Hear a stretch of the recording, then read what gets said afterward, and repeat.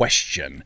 How safe are you feeling these days? Now, as a member of my audience, I'd like to imagine that as soon as I ask that question, you pulled out a 44 Magnum out of your side pocket of your recliner, you pointed it in the general direction of the television and said something to the effect of, pretty damn safe, Chad. Well, unfortunately, for many of America's biggest cities, safety has once again become a much bigger concern than it has been for a while, and certainly more of one than it ought to be. You know, we saw in my lifetime an absolute transformation of places like New York City. It went from a steaming bastion of violence and thuggery that we all remember from 90s films into a place where you could walk around and, you know, pretty freely in most places. You just have a good time without thinking you were about to get a shank in your ribs for your trouble and, you know, wake up with one wallet lighter. But that's changing again, and this time it's not just rising crime rates that are to blame. Law enforcement officials are saying that it's also because of understaffed police forces. Now, you might ask yourself, if you've ever been living under a rock for the past several years, why police forces would be understaffed? Could it be perchance that all the lies that have been told about the police have coagulated into a kind of mass belief that cops are evil? Could it be that the necessarily toxic environment such a persistent belief engenders would make law enforcement less enticing a field to enter if you're a young buck fresh upon the world and eager to, you know, not be thought of as a shithead? Now, it seems not only likely, but obvious. There are at least 11 cities in the United States right now where this is a massive problem.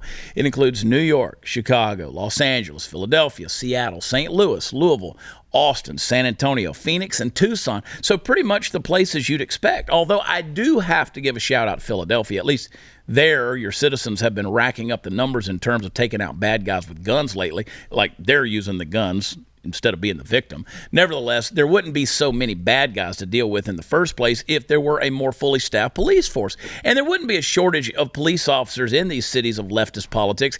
The leftist politics had not been a driving force behind villainizing them to the American people for political gain. It's kind of a vicious circle. It's weird.